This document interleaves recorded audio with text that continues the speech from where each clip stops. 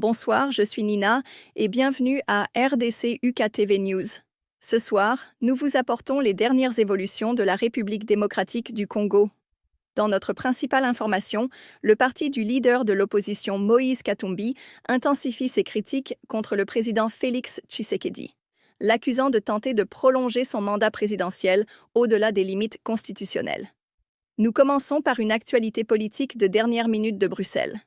Le parti de Moïse Katumbi, Ensemble pour la République, a tenu des réunions cette semaine et a intensifié ses attaques contre le président Tshisekedi. Quelles sont les principales accusations portées? Le parti a formulé de graves allégations lors de leur rassemblement à Bruxelles.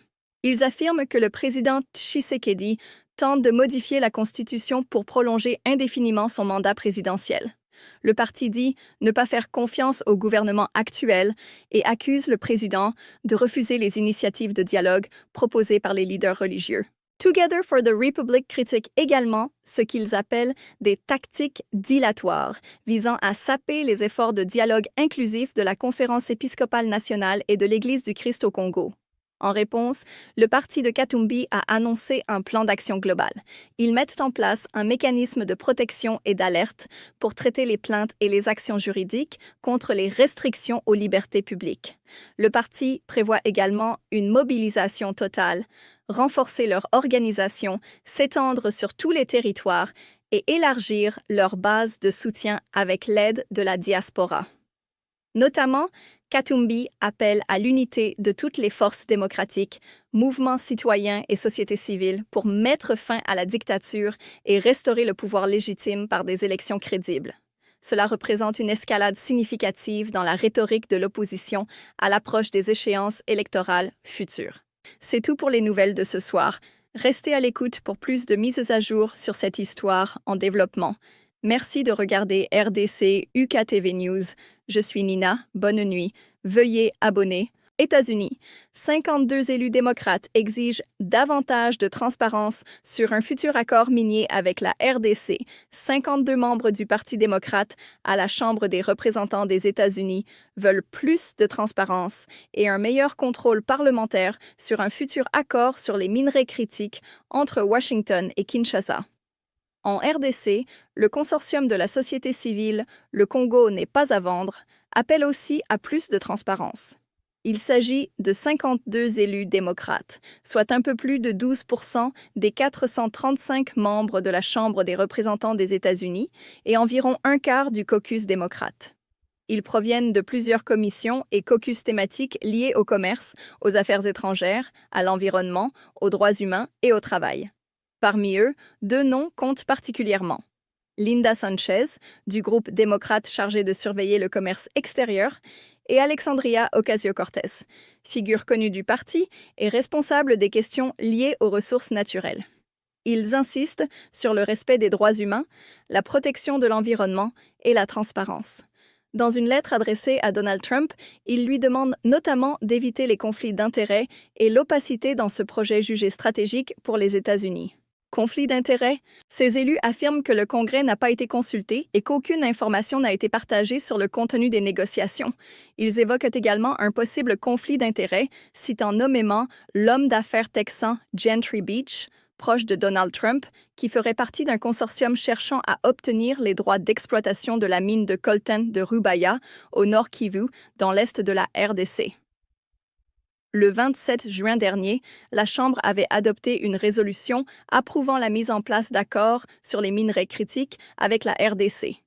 Ce même texte encourageait également la traçabilité dans les chaînes d'approvisionnement.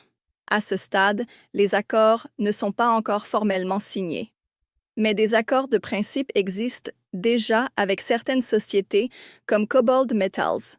Ces négociations font par ailleurs l'objet d'âpres batailles, impliquant aussi des lobbyistes ainsi que des pressions politiques venant de plusieurs partis. Kinshasa, opposition congolaise et intérêts étrangers. Une exigence de transparence aussi côté congolais, en RDC, le consortium de la société civile « Le Congo n'est pas à vendre » appelle aussi à plus de transparence. Il insiste pour que les partenariats en cours de négociation entre Kinshasa, Kigali et Washington garantissent pleinement les droits et les intérêts du peuple congolais dans l'exploitation des ressources naturelles. Dans un communiqué, le CNPAV exhorte le gouvernement congolais à faire respecter le code minier en vigueur pour ne pas répéter les mêmes erreurs, comme nous l'explique Jean-Claude Mputu, porte-parole du CNPAV, joint au téléphone par Patient Ligodi, de la rédaction Afrique. Une exigence de transparence aussi côté congolais.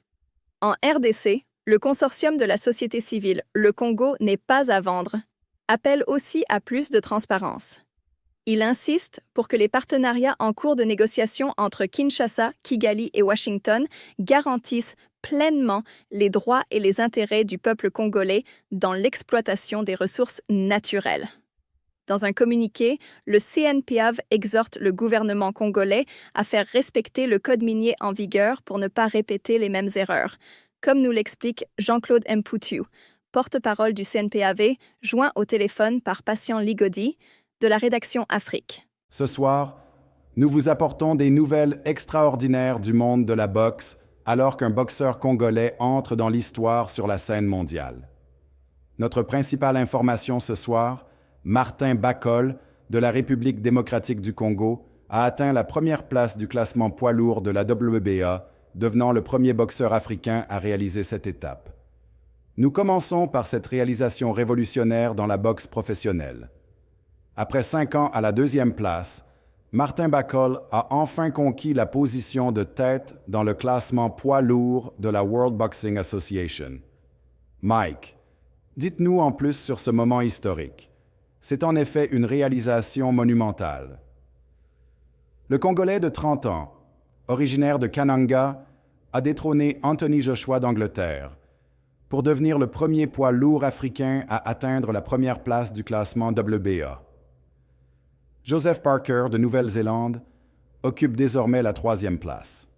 Bakol a attiré l'attention internationale en mai 2022, lorsqu'il a battu le boxeur français Tony Yoka. En novembre dernier, à Riyad, il a dominé un autre boxeur français, Carlos Takam, obligeant l'arbitre à arrêter le combat au 4e round. Ayant commencé en tant que partenaire d'entraînement pour des champions comme Tyson Fury et Anthony Joshua, Bakol est devenu professionnel en 2014. Entraîné en Écosse par Billy Nelson, il affiche un palmarès impressionnant de 22 victoires et une seule défaite sur 23 combats, dont 14 par KO. Son entraîneur l'a une fois qualifié de poids lourd le plus évité de la planète, décrivant le combattant de 1,98 m pour 120 kg comme quelqu'un que ses adversaires craignent d'affronter. Ce classement pourrait enfin ouvrir la voie à un combat pour le titre mondial qui a longtemps échappé à Bakol, malgré son palmarès exceptionnel. C'est tout pour les nouvelles de ce soir.